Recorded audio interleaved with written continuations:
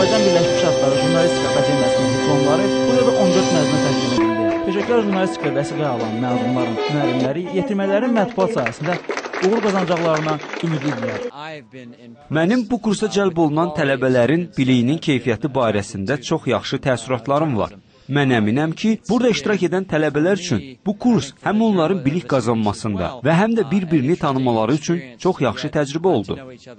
Bu 5 ay ərzində bizə demək olar ki, hər jurnalistikanın hər janrı öyrədildi və mən düşünmürəm ki, başqa bir yerdə mənə belə bir jurnalistika biliklərini, jurnalistikanın xırdalıqlarını öyrədə bilərdilər. Jurnalistika Akademiyası məzunlarını və onların müəllimlərini təbrik etməyə gələnlər arasında diplomatik korpusun nümayəndələri də var idi. ATƏT-in Bakı ofisinin rəhbəri Koray Tarqay, ofisin Azərbaycanda kütləvi informasiya vasitələrinin inkişafı üçün bir sıra layihələri dəstəklədiyini, reallaşdırdığını qeyd edərək, ölkədə peşəkar jurnalistlərə çox böyük ehtiyac olduğunu deyib. Tarqay xüsusilə araşdırma jurnalistikası sayəsində peşəkarların hazırlanmasının vacibliyini vurğulayıb. Nümunə kimi Çingiz Mustafayevin adını xatırladı.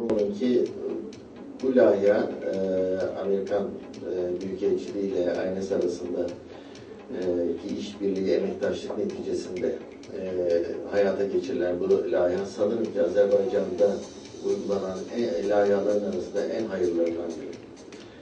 En çok ihtiyaç olanlardan biri. Almaniyanın Azərbaycandakı səfiri Herbert Quell isə bu kursların Azərbaycanda peşəkar jurnalistikaya əhəmiyyətli töhfə verəcəyini dedi. Amerika Birləşmiş Ştatlarının müvəqqəti işlər vəkili Adam Sterling ölkəsinin Azərbaycanda əsas məqsədlərindən birinin respublikada müstəqil medianın inkişafı olduğunu bildirdi. Birləşmiş Ştatlar bu akademiyanı dəstəkləməkdən çox fəxr hissi keçirir. Biz inanırıq ki, Birləşmiş Ştatların səfirliyi ilə ANS arasında bu əməkdaşlıq layihəsi çoxlu sayda yaxşı gənc jurnalistlərin yetişdirilməsinə kömək edəcək. Mən əminəm ki, bu cür əməkdaşlıq gələcəkdə də davam edəcək. ANS Şirkətlər Qrupunun prezidenti Vahid Mustafayev isə rəhbərlik etdiyi qurumun jurnalist hazırlanması istiqamətində fəaliyyətini davam etdirəcəyini dedi.